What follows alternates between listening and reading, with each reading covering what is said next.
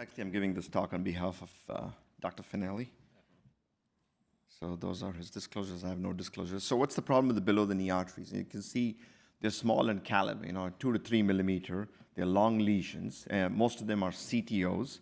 And there's at least 2 to 3 arteries with different angiosomes, which we've seen is an issue. And then finally, we see a lot of calcification.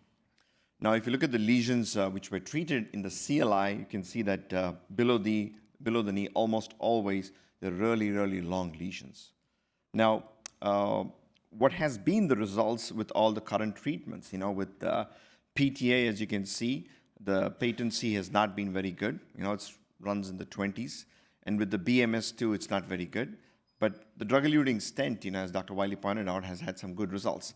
But as earlier on, we've seen that these lesions are long in length, calcified, and CTO, so it's almost not practical to line them up with a full metal jacket. So one of the first experiences that actually Dirk and Andrew published showed that using drug-coated balloons below the knee had a significant impact in reducing restenosis and occlusion.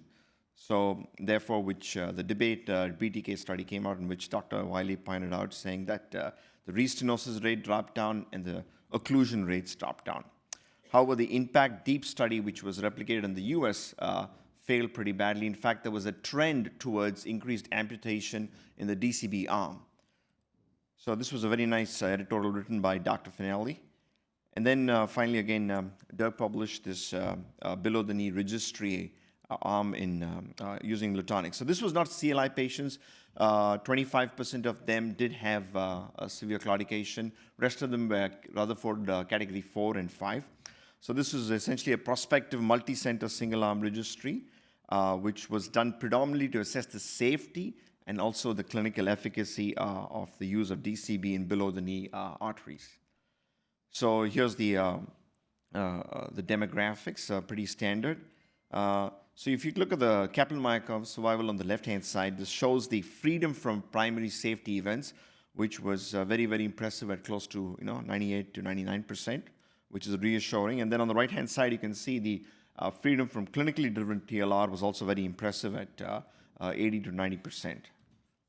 So with that, the conclusion was, yes, it is safe, as well as it's showing good efficacy.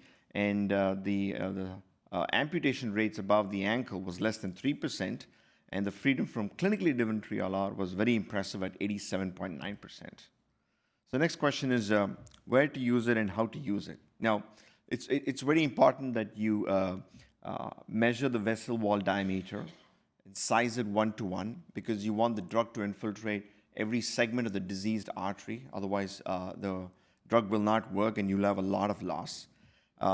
Next, also in some of the previous trials, we've learned that these vessels have to be prepped with a 1:1 almost. Then to make sure that there is any residual stenosis before you deploy the DCB, so that you have uniform and homogeneous deployment of the medicine. Then again, making sure it is inflated for the proper duration of time. And DCB, again, just to reiterate the same thing after optimal angioplasty. And finally, when you see calcification, you want to prep the lesion well, because, with calcified arteries, you won't be able to deliver the drug completely.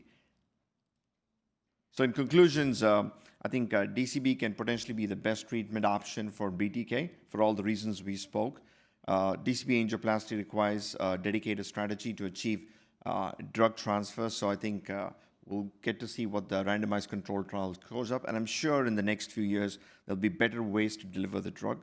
Debulking devices and plaque modification may help DCB efficacy, very similar to what we saw in the SFA with the definitive LE study. And then promising results are awaited with the new studies going on. And finally, I think definitely this is an area which is highly, highly unmet. Thank you.